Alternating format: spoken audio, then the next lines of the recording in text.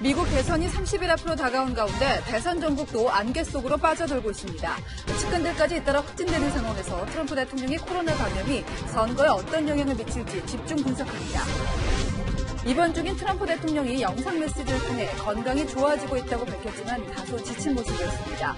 의료진은 미 스미스 신약을 투약했고 현지에서는 건강 상태에 대한 엇갈린 해석이 나오고 있습니다.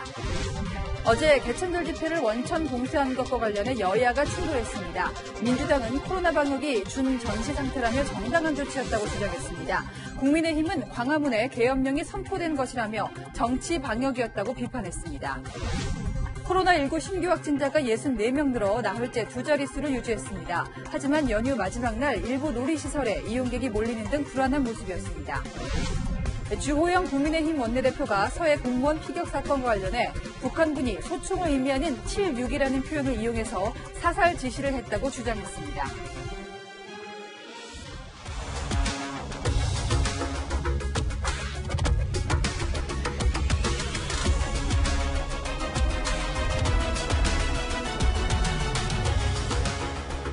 뉴스 시작합니다. 대선을 꼭 한 달 남기고 트럼프 대통령이 코로나19 확진을 받으면서 미국 정치가 한 치 앞도 알 수 없게 됐습니다. 대선 결과를 점치기 어려워졌을 뿐 아니라 당장 트럼프 대통령이 건강할지가 문제입니다.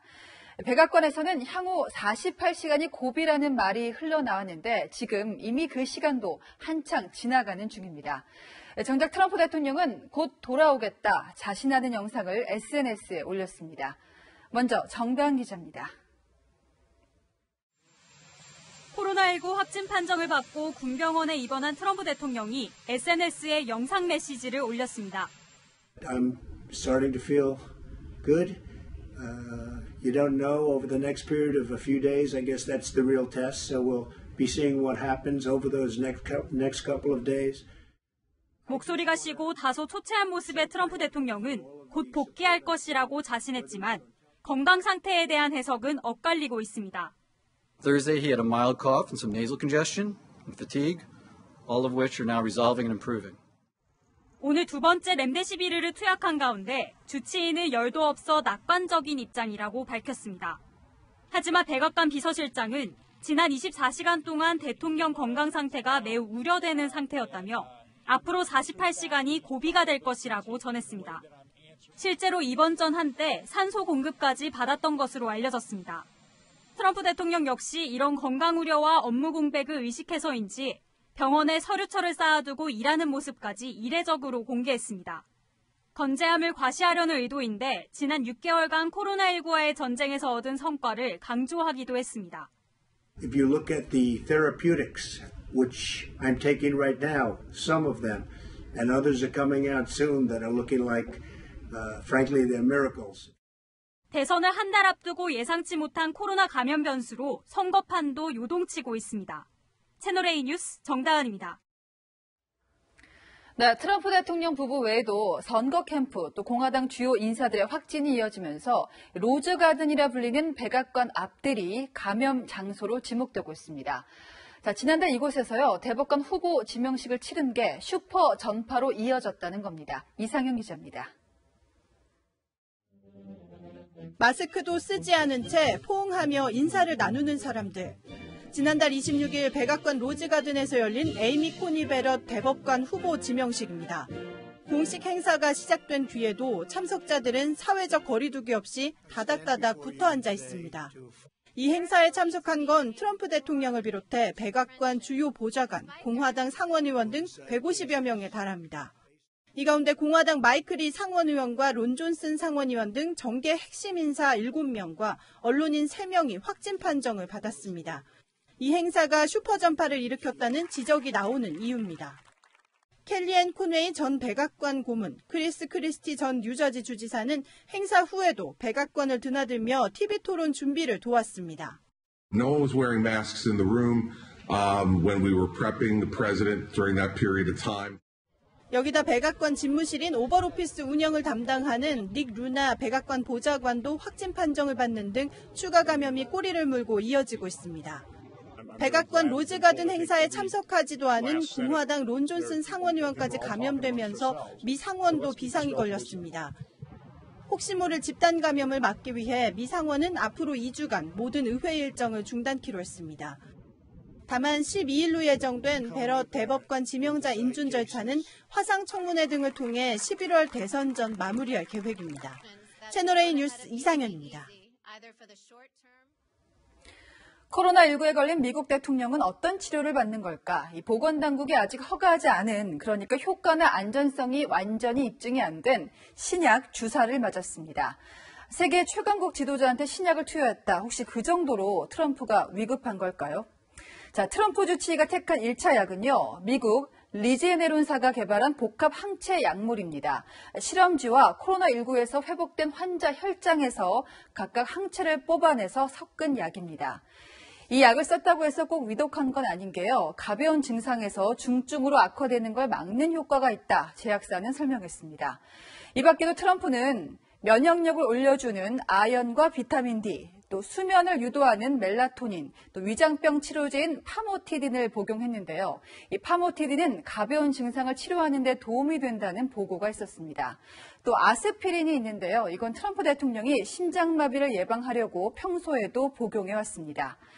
또 코로나19 치료제죠. 렘데시비르도 당분간 매일 맞습니다. 종합하면 꼭 위급한 상황이라고 단정할 수는 없고요. 고령의 비만인 트럼프 대통령에게 할 수 있는 모든 조치를 취하고 있다고 볼 수 있는데요.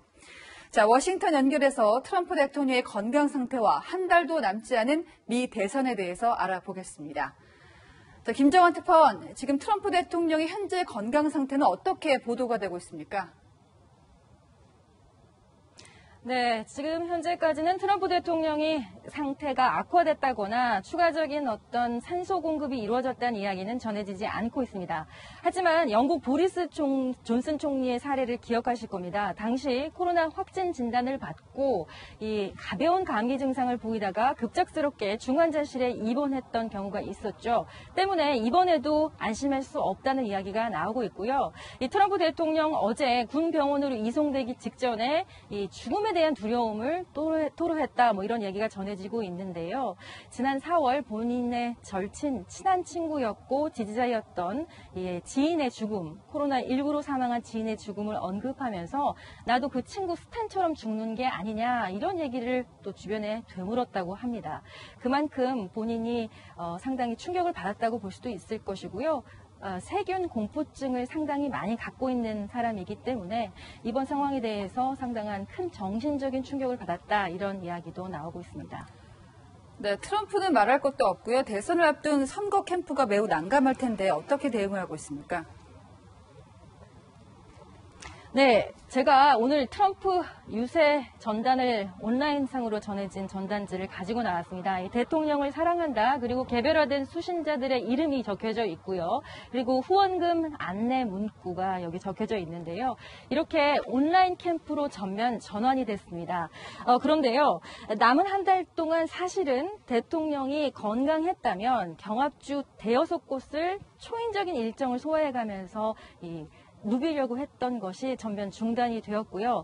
때문에 대통령의 어떤 그 호전 상태가 되더라도 수주가 걸리기 때문에 사실상 대선 캠페인 자체가 불가능해졌다, 이런 얘기까지 나오고 있는 상황입니다. 바이든 캠프 측은 예의주시하면서 비방 캠페인은 자제하고 있고 쾌유를 빈다고 얘기는 했지만 오는 7일이죠. 부통령 후보 TV 토론회에서 트럼프 대통령의 코로나19 대응에 대한 이 부정적인 이야기를 집중적으로 부각할 것으로 예상됩니다.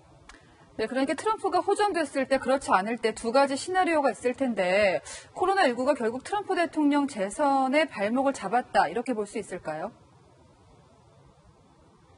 일단은 코로나19 자체를 경시해 왔기 때문에 트럼프 대통령 캠프 측에는 엄청난 악재인 것은 맞습니다. 하지만 트럼프 대통령이 빠르게, 예상보다 빠르게 쾌유 완쾌할 경우에 분위기가 조금 전환될 수 있을 것이다, 이런 이야기도 나오는데요. 이 보나소라우 브라질 대통령이나 존슨 영국 총리 같은 경우에도 본인들이 코로나19 확진 판정을 받고 빠르게 쾌유한 다음에 오히려 지지율이 올랐습니다. 이 두 사람 모두 코로나19 다소 경시했다는 그런 비난을 받았던 지도자들이었는데 정치적 타격도 크게 없었다는 이야기도 나왔었거든요. 하지만 미국 대선이 이제 한 달도 채 남지 않았기 때문에 이 동정 표심이나 지지 어떤 그룹들의 결집력은 도움이 될 수는 있겠지만 이 경합주나 부동 표심 사실상 끌어모으기에는 시간이 모자라다 이런 이야기 나오고 있습니다. 자, 그렇다면 만약에 한 달 안에 위독해지거나 혹시 신병의 이상이 생긴다면 대선은 치를 수 있을까 궁금한데요.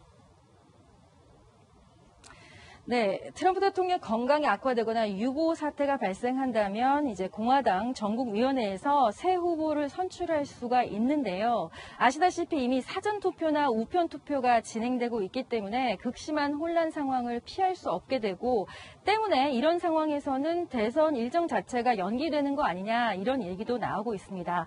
하지만 대선 날짜 연기나 여러 가지 경우의 수 이게 너무나 복잡하기 때문에 결국 사태 해결의 키는 대법원에서 가질 수밖에 없다 이런 진단이 나오고 있고요. 무엇보다 이제 확실한 것은 경쟁 상대 없이 민주당도 권력을 잡을 수 없다는 것입니다. 한 치 앞도 내다볼 수 없는 2020 미국 대선 정말 초유의 사태입니다. 지금까지 워싱턴에서 전해드렸습니다. 코로나 계엄령이라는 야당, 적절한 방역이었다는 여당, 개천절 집회가 봉쇄된 것을 두고 우리 정치권은 설전을 이어갔습니다. 다가오는 한글날에도 집회는 열리지 못합니다. 강은하 기자입니다. 정세균 국무총리가 일부 보수단체의 개천절 집회에 이어 한글날 집회도 불허하겠다고 밝혔습니다. 다가오는 한글날에도 집회를 계획하고 있다고 합니다. 정부는 이에 대해서도 국민의 생명과 안전을 위해 허용하지 않을 방침입니다. 코로나19 확산세가 아직 안심할 단계는 아니란 겁니다. 더불어민주당은 정부의 개천절 집회 차단이 매우 정당한 조치였다고 평가했습니다. 준전시 상황이란 말도 나왔습니다. 이 코로나 방역은 지금 거의 준전시 상황이다. 개천절 집회를 8.15 수준으로 풀어놨을 때 또 3차 대유행이 왔을 때 그걸 누가 책임을 지겠습니까? 이낙연 더불어민주당 대표는 개천절 집회를 차단한 데 대해 경찰 등에 감사한 마음을 전했습니다. 자신의 SNS에 불법 집회를 완벽에 가깝게 봉쇄한 경찰의 노고에 감사드린다라고 밝힌 겁니다. 하지만 국민의힘은 과도한 통제라며 비판을 쏟아냈습니다. 주호영 국민의힘 원내대표는 사실상 코로나 계엄령이었다고 말했습니다. 죄인 산성이 국민들을 슬프게 했습니다. 광화문 광장에는 사실상의 코로나 계엄령이 선포됐던 것입니다. 개천절 집회 차단이 코로나19 방역을 위한 것이라고 해도 전국 유원지 등에 더 많은 사람들이 모였다며 정치 방역이라고도 주장했습니다. 채널A 뉴스 강은하입니다. 강경화 외교부 장관 해외여행 자제를 권고했지만 정작 그 배우자가 요트를 사러 미국으로 건너가 구설에 올랐습니다.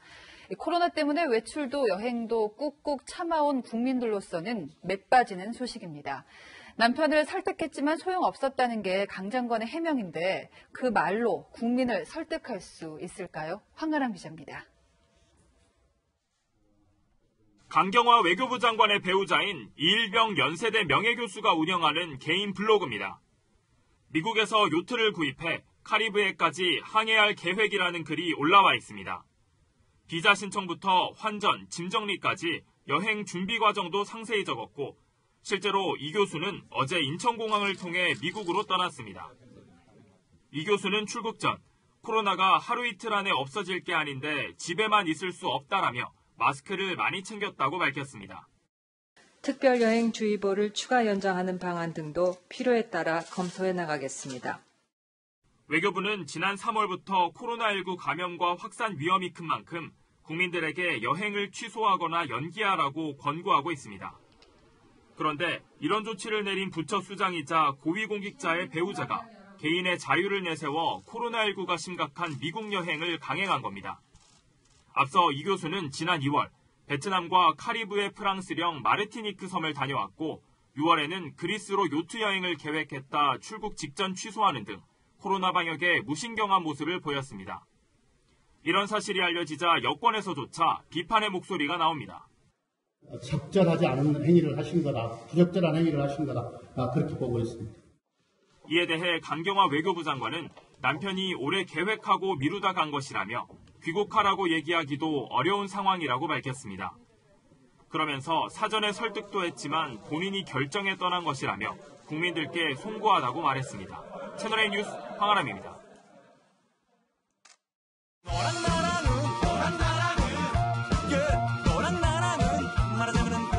여랑나랑 시작합니다. 정치부 이민찬 기자 나왔습니다. 자, 첫 번째 주제는요. 자, 민주당의 실수. 수요일부터 21대 국회 첫 국정감사가 시작이 되는데 이게 추미애 국감이 될 거라는 말이 많아요. 네, 그런 얘기가 나오는데요. 법무부를 피감기관으로 두고 있는 국회 법사위에서 추미애 장관 아들 휴가 연장 의혹 관련한 증인 요구가 있었습니다. 국민의힘은 논란의 당사자인 추 장관 아들을 비롯해 부대 관계자 등 10여 명을 증인으로 신청했는데요. 민주당은 이를 모두 거부한 것으로 전해집니다. 자, 이렇게 민주당이 거부하면 증인 채택이 안 되잖아요? 네, 그렇습니다. 증인 채택은 여야 합의가 존재되어야 하는데요. 민주당이 반대하며 채택할 수가 없는 겁니다. 민주당은 정책, 국감 등을 이유로 추 장관 관련 증인은 받아들이지 않고 있는데요. 그런데 한 명의 증인이 국회 보건복지위에서 채택됐습니다. 바로 추 장관 아들 무릎을 수술한 의사입니다. 간사위원님들과 협의한 결과 일반 증인 14명과 참고인 23명을 채택하기로 하였습니다. 이의 없으십니까? 네. 발열되었음을 선포합니다.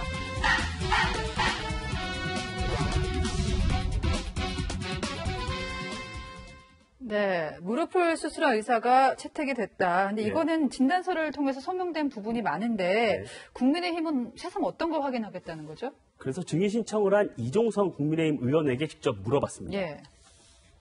그분한테 수술을 받으려면 최소한 6개월, 1년 정도의 대기 시간이 이제 걸린다라는 게 이제 평균적인 얘기들이고, 추미애 장관 아들 같은 경우에는 2개월 만에 수술까지 다 마쳤잖아요. 불공정한 부분들이 있지 않았냐라고.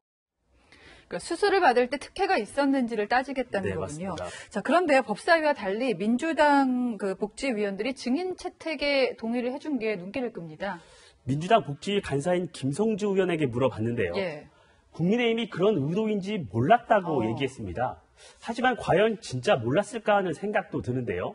국민의힘은 아들을 수술한 의사가 국회에 나와서 무릎 수술 필요성을 설명하도록 해 동정 여론을 유발하려는 의도라는 의구심을 품고 있습니다. 이번 국감에서 검찰에서 밝히지 못한 의혹이 해명될지 정치 공세에 그칠지는 지켜봐야 할 듯합니다. 자, 다음 주제 보겠습니다. 자, 조국 전 장관인데요. 집회의 자유. 자, 개천절에 집회의 자유가 보장됐다는 평가를 했어요. 조국 전 장관이 SNS에 글을 올렸습니다. 코로나 위기라는 비상 상황에서도 집회 시위의 자유가 보장되는 한국, 정말 민주 국가라며 1987년 헌법 체제를 수립하기 위한 피나는 분투의 성과가 극보수 집단도 누릴 수 있다고 적었습니다. 1987이라는 게 눈에 띄는데 이게 의미가 있죠? 네, 맞습니다. 어제 일부 보수단체가 법원 허가를 받아서 조 전 장관 집 앞을 지나는 이른바 드라이브스루 시위를 했는데요. 코로나 전국에서도 이런 시위를 할 수 있었던 건 87년 6월 항쟁을 이끈 운동권 덕분이란 걸 강조하고 싶었던 것으로 보입니다. 그런데 어제 그 광화문 같은 경우에는 차벽이 워낙에 이제 빽빽히 들어차서 이게 기본권을 침해한다는 논란도 있었잖아요. 맞습니다. 여기에 대해서는 언급을 했습니까? 조 전 장관은 과거 이명박 정부가 쌓은 차벽과 컨테이너 박스를 비판했었죠. 지난 5년간 어떤 일이 벌어졌습니까? 민심은 명박산성에 갇혀버렸고 군사 독재 시절에나 있던 민간인 불법 사찰이 되살아났습니다. 하지만 문재인 정부가 쌓은 차벽에 대해선 별다른 입장을 내지 않았습니다. 사실 현 정부 들어서 광화문의 집회가 빈번해진 게 조국 전 장관 사태 때부터였는데요. 지금까지 여랑야랑이었습니다.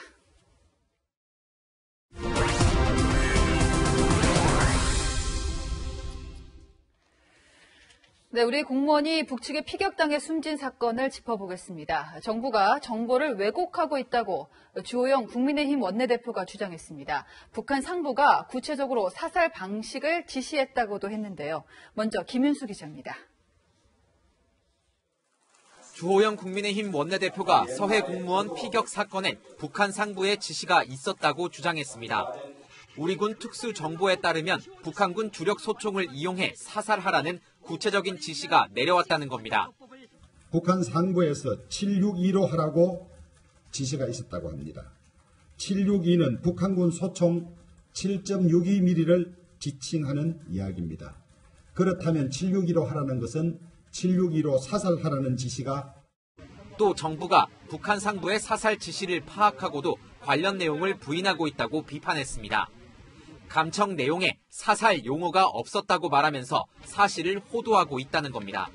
우리 군이 획득한 첩보사항에 사살, 사격 등의 용어는 없습니다. 주 원내대표의 주장은 상부 지시가 없었다는 북한 통지문과 배치됩니다.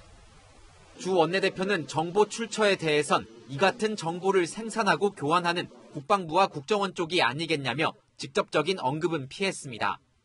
그러면서 진상규명을 위해 청문회를 요구하겠다고 말했습니다. 김태년 더불어민주당 원내대표는 남북 공동조사가 우선이라며 부정적인 입장을 밝혔습니다. 청문회는 얼마나 실효성 있는 조금 더 검토를 해봐야 될 것 같고요. 여전히 공동조사를 해서 정확한 사실을 규명해야 된다. 서해 공무원 피격 사건에 대한 여야의 입장차가 큰 만큼 국정감사 기간 치열한 공방이 예상됩니다. 채널A 뉴스 김윤수입니다. 네, 이 사건 취재하고 있는 사회부 구자준 기자가 나왔습니다. 자, 구 기자 먼저 762 의미를 짚어봐야 될 텐데요. 실제로 북한이 이런 식의 은어를 쓰기도 하나요? 7.62mm 소총, 그러니까 그 총의 구경을 은어로 썼다는 건데요. 네. 사실 저도 처음 듣는 표현이라서 전문가에게 도움을 요청했습니다. 북한이 평소에도 이런 표현을 써왔는지 전직 대북감청 부대장에게 확인해봤는데요. 한번 들어보시죠. 그런 건 내가 아직 못 들어봤어요. 총의 그 다이아미터를 하는 건 못 들어봤고 수색 구조 활동 같은 것은 그냥 평론으로 해요. 근데 키포인트, 예를 들어 사살, 이거는 예민하니까 자기네끼리 은어를 만들어요. 그러니까 전문가도 들어보지 못한 표현이긴 합니다. 네. 다만 새로 만든 은어일 가능성에 대해서는 일부 여지를 남겼습니다. 주호영 원내대표가 말한 정보의 출처가 정확히 밝혀지지 않고 있어서 확인이 어려운데요. 우리 군 감청 내용을 정확히 밝히는 것이 더 이상의 혼란을 막는 데 도움이 되지 않을까 싶습니다. 자, 일단은 시신 수습이 가장 급한데 오늘 한 언론 보도에서는 해군과 해경이 NLL 이남 지역도 제대로 수색을 안 했다. 이런 의혹을 제기했거든요. 이건 어떻습니까? 네, 현재 해군과 해경은요. 연평도 서쪽부터 소청도 남쪽까지 8개 구역으로 나눠서 광범위하게 수색을 하고 있습니다. 그런데 지난달 26일 해양수산부 공무원 이모 씨가 떠내려왔을 걸로 추정되는 그 위치가 특정이 됐는데요. 이 장소가 서해 북방 한계선, 그러니까 NLL에 가까운 곳이어서 해군과 해경이 망원경으로만 보고 수색을 제대로 하지 않았다. 이런 일부 언론 보도가 있었습니다. 해군은 오늘 해경을 통해서 그날 초계함을 동원해 수색을 했다고 밝혔습니다. 네. 저도 합참 관계자와 통화를 해봤는데 그날 해군이 직접 수색을 했고 그 과정에서 북한과의 마찰은 딱히 없었다. 이런 답변을 들었습니다. 자, 아직까지 성과는 없는데 그렇다면 시신이 아직도 NLL 가까이 있을 것으로 추정할 수 있을까요? 해경이 그 바람과 조류를 고려해서 실종자의 위치를 예측하는 국립해양조사원 시스템으로 예측을 해봤습니다.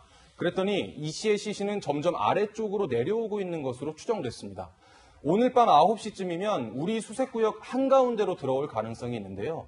그래서 해군과 해경도 내일 수색구역을 조금 더 아래쪽으로 조정할지 논의하고 있다고 밝혔습니다. 네, 지금까지 구자준 기자였습니다.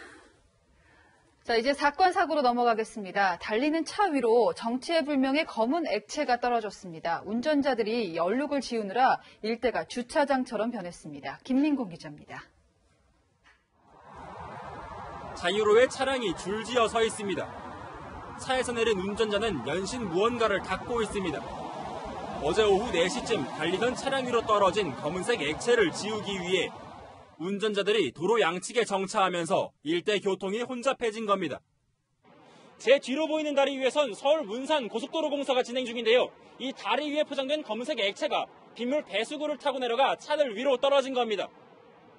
피해 차주들은 SNS와 인터넷 커뮤니티에서 타르의 날벼락을 맞아 단체 세차를 했다거나 3시간 동안 고생해 손 세차를 했다며 분통을 터뜨렸습니다. 이 검은색 액체는 도로 위 아스팔트를 포장하기 전에 접착력을 높이기 위해 뿌리는 유제였습니다. 기름 성분이라 일반적인 거품 세차로는 잘 지워지지 않습니다. 살은 아닙니다. 기름 지우는 걸로 지우면 차에 크게 문제는 없는데 그냥 일반인들이 이제 이거 제품이 뭔지를 잘 모르다 보니까. 공사 현장 관계자는 유제가 새는 것을 막기 위해 배수구를 합판과 천으로 덧댔지만 그 사이가 헐거워지면서 사고가 발생했다고 설명했습니다. 오늘까지 피해가 신고된 차량은 약 80대에 이릅니다. 공사업체는 보상액이 20만 원보다 적으면 현금으로 지급하고 그 이상의 금액에 대해선 조정 절차를 거쳐 보상하는 방안을 검토하고 있습니다. 채널A 뉴스 김민곤입니다. 10대가 모는 렌트카에 20대 여성이 치여 목숨을 잃었습니다. 그것도 추석 당일이었습니다. 면허증도 없을 텐데 어떻게 차를 빌릴 수 있었던 건지 공국진 기자가 취재했습니다. 전남 화순의 삼거리 교차로. 20대 여성이 횡단보도를 건너는 순간 흰색 승용차가 빠른 속도로 달려와 여성을 칩니다. 그리고는 속도를 줄이거나 멈추지 않고 그대로 달아납니다. 사고 직후 피해 여성은 병원으로 옮겨졌지만 숨졌습니다. 사고를 내고 도주했던 흰색 승용차가 1시간 후 사고 현장에 다시 나타납니다. 운전자는 고등학생인 17살 김모군으로 사고 현장을 정리하던 경찰관에게 자수했습니다. 핸드폰 SNS상으로 비대면으로 차량 렌트해가지고 무면허 상태에서 운전하다가 명절 분위기에 또 또래 친구들하고 이제 운전하고 싶어서.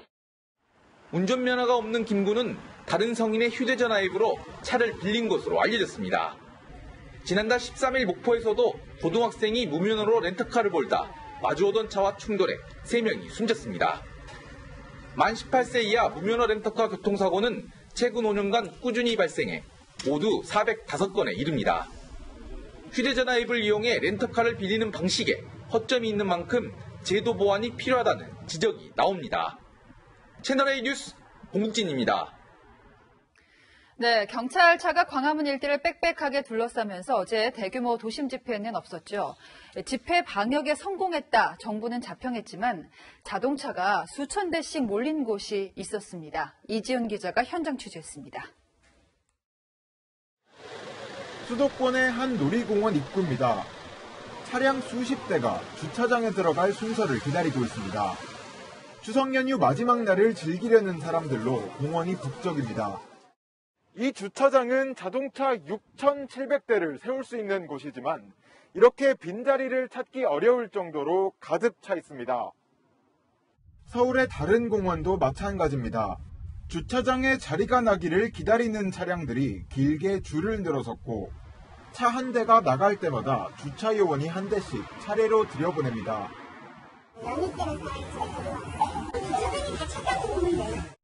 한적한 곳을 찾아 공원에 온 시민들도 생각보다 많은 인파가 몰려 의외라는 반응입니다.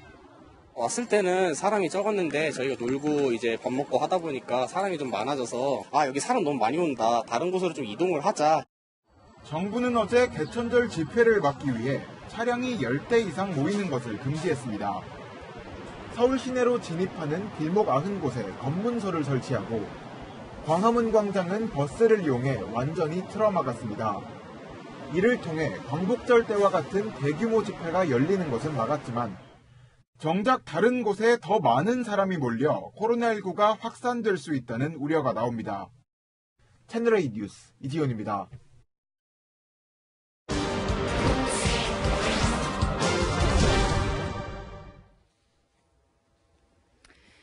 빠른 응답의 약자인 QR, 작은 격자 무늬 안에 엄청난 양의 데이터, 정보가 들어갑니다. 이 QR코드를 찍어야 입장할 수 있는 매장이 확 늘었는데요. 내 신상, 내 동선, 이 코드만 있으면 낱낱이 드러날 수도 있는 겁니다.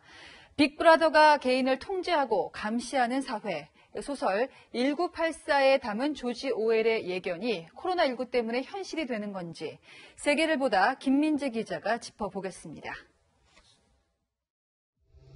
작업복 차림의 여성들에게 다가가는 러시아 경찰. 여성들은 눈 아래와 치아에 적힌 숫자를 보여줍니다. 코로나19로 봉쇄령이 내려졌을 때 디지털 허가증이 있어야만 다닐 수 있었던 현실을 예술가들이 풍자한 겁니다. 사회주의 국가 중국에선 QR코드를 적극적으로 이용했습니다. QR코드는 1990년대 일본에서 바코드를 대체하는 개념으로 개발됐지만 최근에는 개인정보를 식별하는 데 주로 사용되고 있습니다. 学生办이라는 미니 프로그램 같은 게 있는데 거기 들어가서 그린카드를 보여줘야 이제 다른 건물이나 이런 곳에 들어갈 수 있어요. QR코드를 보여달라, 싫다, 충돌도 벌어지지만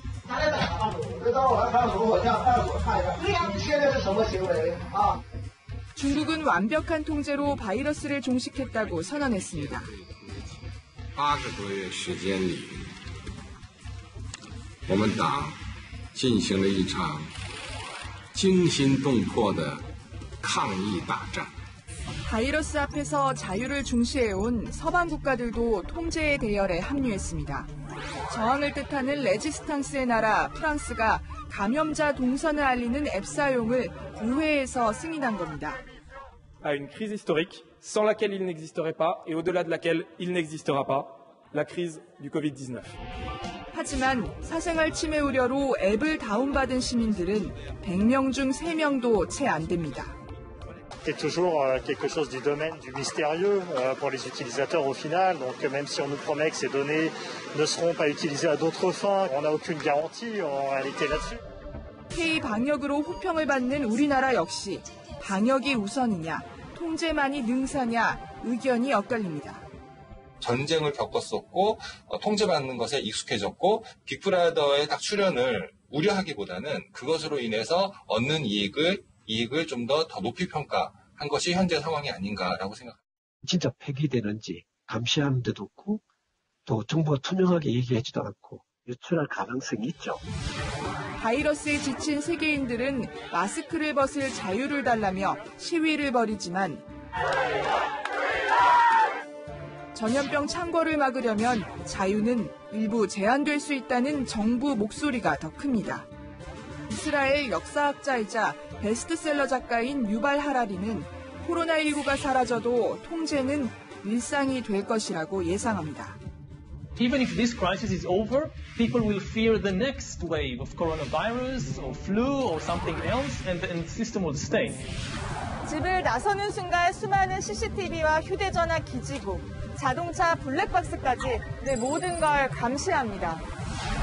70년 전 쓰여진 조지 오웰의 소설 1984 속 빅브라더가 우리를 지켜보고 있습니다. 세계를 보다 김민지입니다. 집값 잡는다며 정부가 20차례 넘는 규제를 내놨지만 상승폭은 더 커지고 안 그래도 비싼 집 사기가 더 어려워졌습니다. 우리가 못 사는 집을 누가 사고 있는지 아십니까? 외국인입니다. 그것도 서울 강남 알짜 매물을 사들이고 있었습니다. 조현성 기자가 취재했습니다.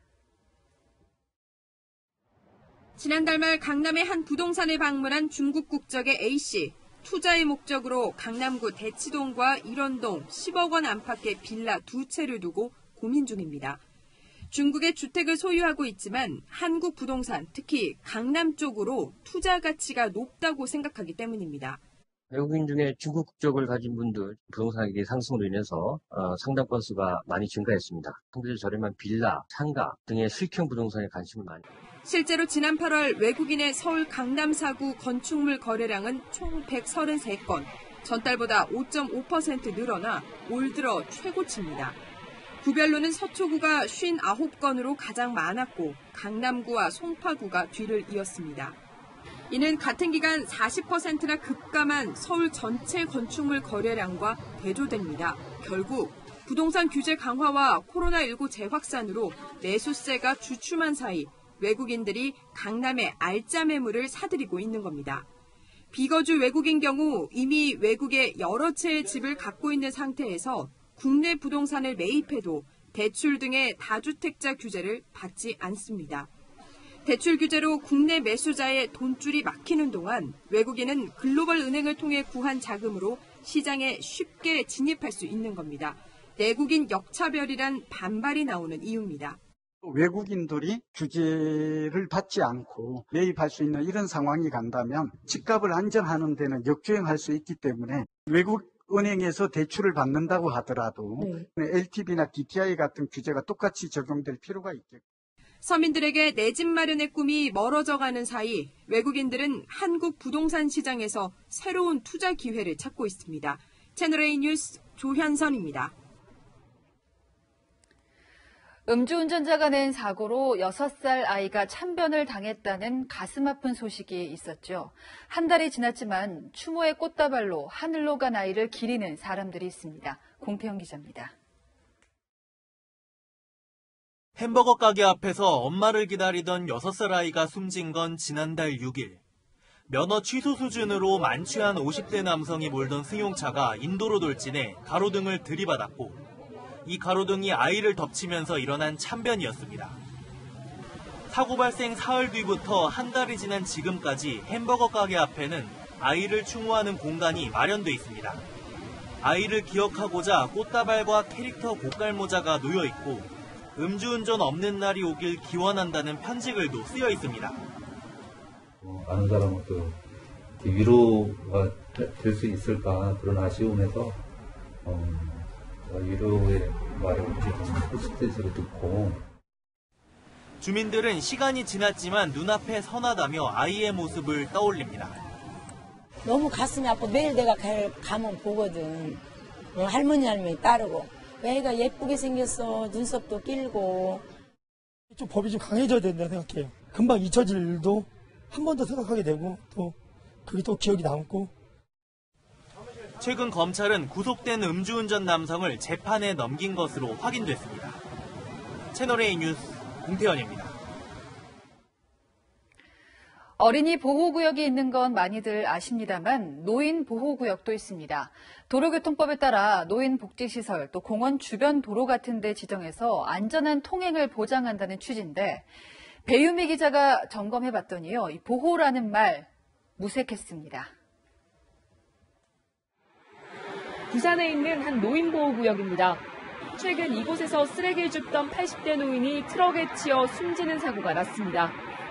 사망사고는 주정차 위반 이것 때문에 나긴 난다고 사람을 발견 못하고 주차해 놨다가 이래 빼다가 보였기네. 부산시가 교통법규를 위반한 차량을 수시로 단속한다는 현수막을 내걸었지만 도로변엔 여전히 불법 주차한 트럭들이 가득합니다. 지난해 교통사고에 당한 보행자 4명 중 1명은 65세 이상 고령자. 갈수록 노인교통사고는 증가하는 추세입니다. 정부는 노인들의 안전한 통행을 보장하기 위해 노인보호구역을 지정해 운영 중입니다. 이 구간에는 차량 속도가 시속 30km로 제한되고 주정차도 할 수 없습니다. 대구의 한 노인보호구역입니다. 노인들의 이동이 많아서 6년 전 보호구역으로 지정됐습니다. 하지만 단속 장비는 찾아볼 수 없습니다. 전국 노인보호구역 1,900여 곳 중 단속 장비가 설치된 곳은 38곳에 불과합니다. 부산과 대구, 인천 등 8개 시도에는 설치된 곳이 한 곳도 없습니다. 당국은 여러 제한 탓에 단속 장비 설치에 어려움이 많다고 해명합니다.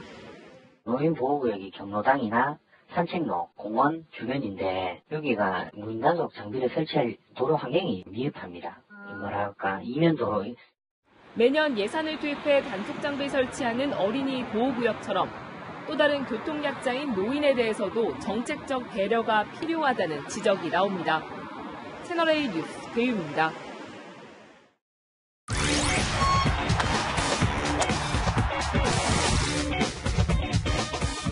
안녕하십니까. 스포츠 뉴스입니다. 프로야구 롯데의 오윤석이 KBO 리그 역대 27번째 사이클링 히트를 기록했습니다. 말루 홈런까지 포함된 건 처음입니다. 김유빈 기자입니다. 3회 말 1사 말루 상황. 오윤석이 초구 슬라이더를 때려냅니다. 왼쪽 담장을 훌쩍 넘기는 생애 첫 그랜드슬램입니다. 앞서 오윤석은 1회에는 2루타를, 2회에는 단타를 차례로 때려냈는데요. 사이클링 히트를 위해 이제 남은 건 가장 어렵다는 3루타. 의식을 해줘야죠. 욕심 내야죠. 5회 말 때려낸 타구가 이번엔 우중간을 가릅니다. 달리고 또 달리며 3루로 미끄러지는 오윤석. KBO 사상 처음으로 만루 홈런이 포함된 사이클링 히트가 완성되는 순간입니다. 롯데는 오윤석의 활약으로 하나를 14대5로 크게 이겼습니다. KT 주장 유한준이 LG 박용택에게 꽃다발을 전합니다. 경쟁은 잠시 뒤로 하고 KT 선수단이 은퇴를 앞둔 박용택에게 수원구장 고별식을 선물한 겁니다. 대타로 나온 박용택은 1타점 희생플라이에 그치며 통산 2,500안타 대기록을 다음 기회로 넘겼습니다. KT 강백호가 진해수의 직구를 받아쳐 왼쪽 담장을 넘깁니다. 6대6 동점 상황에선 역전 홈런을 터뜨리는데요. 이번엔 오른쪽 담장입니다. 연타석 아치를 그리며 강백호는 시즌 20홈런 고지에 올라섰습니다. 채널A 뉴스 김유빈입니다. 연휴 마무리 잘하고 계신가요? 일상으로 돌아가는 내일은 다시 맑은 하늘이 드러나겠습니다. 다만 내일부터 날이 급격히 쌀쌀해질 텐데요. 내일 서울의 아침 기온은 9도로 오늘보다 6도 정도나 더 낮게 출발하고요. 내일 대관령의 아침 기온은 3도, 모레는 무려 영하 1도까지 뚝 떨어지면서 올가을 들어 가장 낮은 기온을 보이겠습니다. 여기에 찬바람까지 불면서 체감 온도는 더욱 떨어질 텐데요. 한낮에도 기온이 크게 오르지 않을 전망입니다. 내일 서울의 한낮 기온 18도, 대전은 20도, 대구는 21도로 예년 기온을 밑돌겠습니다. 이렇게 반짝 찾아온 추위는 주 중반까지 이어지겠습니다. 날씨였습니다.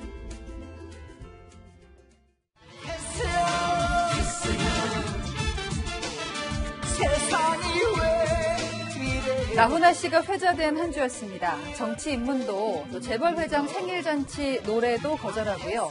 북한에서 공연해달라는 김정은 위원장 청도 거부했다는 일화에서 그의 기백을 짐작해 볼 수가 있는데요. 자본도 권력도 아닌 오직 대중만이 그를 노래하게 한 겁니다. 사회에 기여하는 것 가운데 제 역할에 최선을 다하는 게 가장 중요하다 새삼 돌아보기도 했습니다. 내일부터 뉴스에이는 7시 정각에 찾아옵니다. 가수는 노래가, 뉴스는 팩트가 생명이죠. 타협하지 않고 정도만 걷겠다는 다짐, 신발끈을 동여 맵니다. 뉴스에 마칩니다. 주말은 주수빈입니다.